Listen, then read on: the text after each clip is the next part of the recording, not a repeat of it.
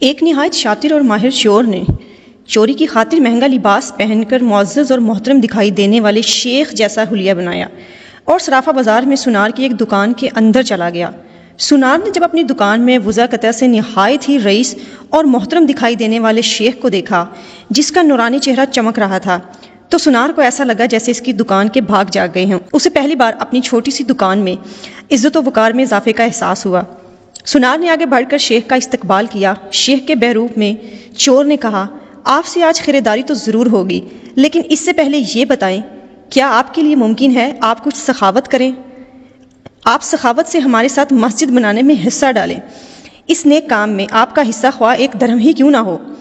Sonar نے چند درہم شیخ کے حوالے کیے ہی تھے کہ اسی اثناء میں ایک لڑکی جو در حقیقت چور کی ہم پیشہ تھی دکان میں داخل ہوئی اور سیدھی شیخ کے پاس جا کر اس کے ہاتھوں کو بوسہ دیا اور التجائیہ لہجے میں اپنے اور اپنے اہل و عیال کے لیے خیر و برکت کی دعا کے لیے کہا۔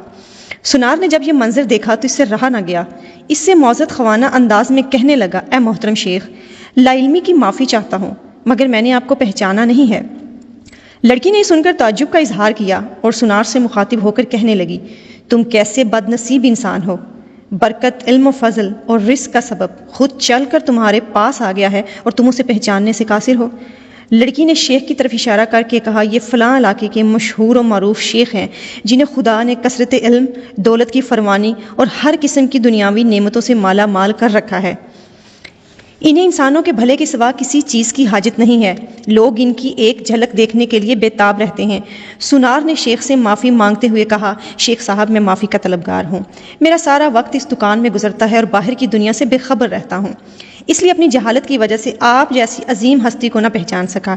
شیخ نے سونار سے کہا، کوئی بات نہیں، انسان خطا کا پتلا ہے، غلطی پر نادم ہونے والا شخص خدا کو بہت پسند ہے۔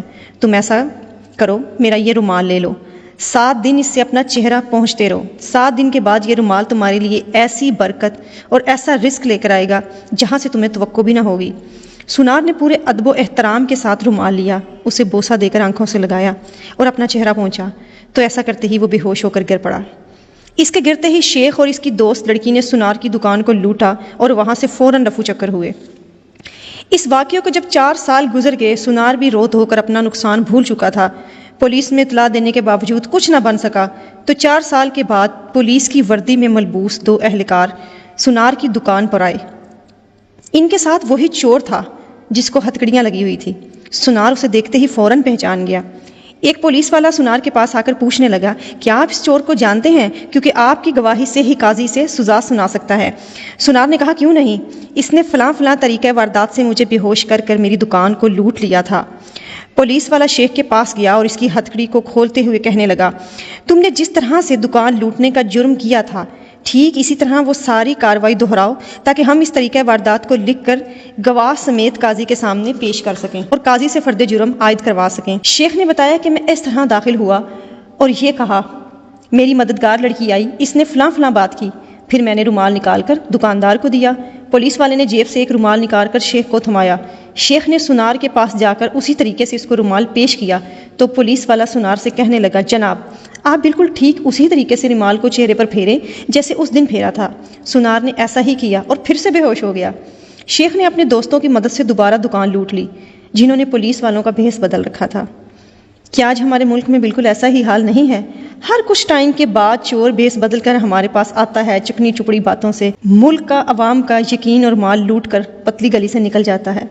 ہر دفعہ نیا منظر، نئے وعدے، نئے خواب، نئی شکل اور نیا پلان جس سے عوام دھوکہ کھا کر اعتبار کرتی ہے اور آخر میں محافظوں سمیت وہ چور نکل جاتا ہے۔ میرا اشارہ کس طرف ہے آپ بہت اچھے طریقے سے سمجھ چکے ہوں گے۔